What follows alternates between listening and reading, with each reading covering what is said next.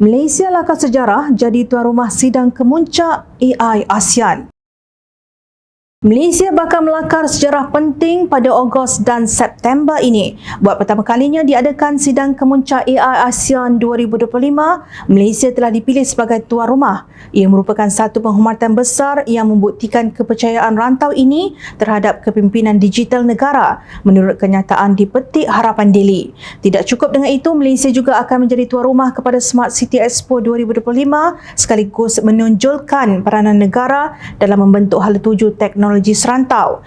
Di bawah keterajuan Kementerian Digital yang diketuai Gobind Singh Deo, Malaysia kini bukan sekadar peserta tetapi juga pemimpin dalam kerjasama digital dan tadbir urus kecerdasan buatan AI.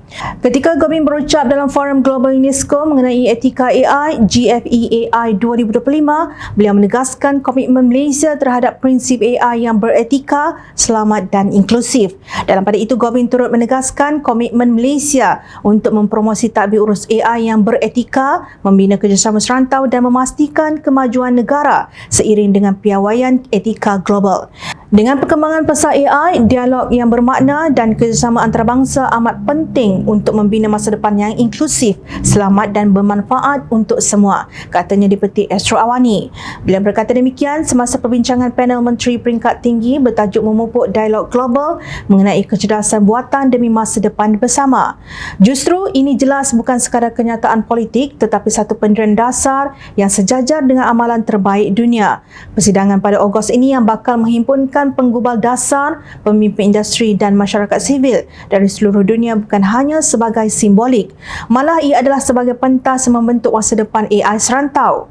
Malaysia menggunakan mandat sebagai pengerusi ASEAN 2025 untuk mengemudi usaha kolektif membina ekosistem AI serantau yang menyeluruh dan saksama.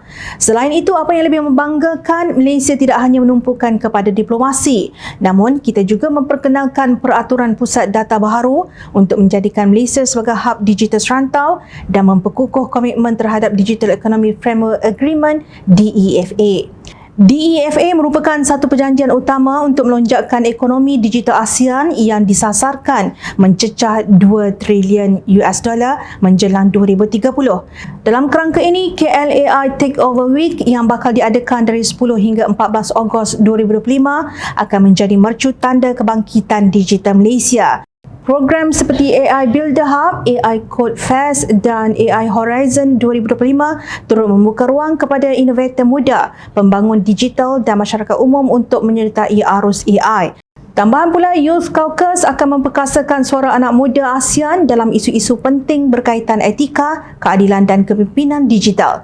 Apa yang membezakan Malaysia ialah kita tidak sekadar mengejar teknologi tetapi kita juga membina dasar, membentuk bakat dan menjemput negara-negara serantau untuk sama-sama maju. Kepimpinan Gobind Singh Deo dan sokongan kerajaan Madani terbukti membawa nama Malaysia ke hadapan dalam dunia digital bukan dengan retorik tetapi dengan tindakan yang nyata dan berani. Syabas dan tahniah kerajaan Madani, terima kasih kepada Datuk Seri Anwar Ibrahim dan para jemaah menteri yang bertungkus lumus menjalankan tugasan dan bekerja dengan penuh tanggungjawab demi rakyat dan negara tercinta. Jom kita mendoakan semoga semua usaha dan perancangan bersama akan berjalan dengan lancar dan dipermudahkan Allah Subhanahu Wa Taala. Amin amin ya rabbal alamin.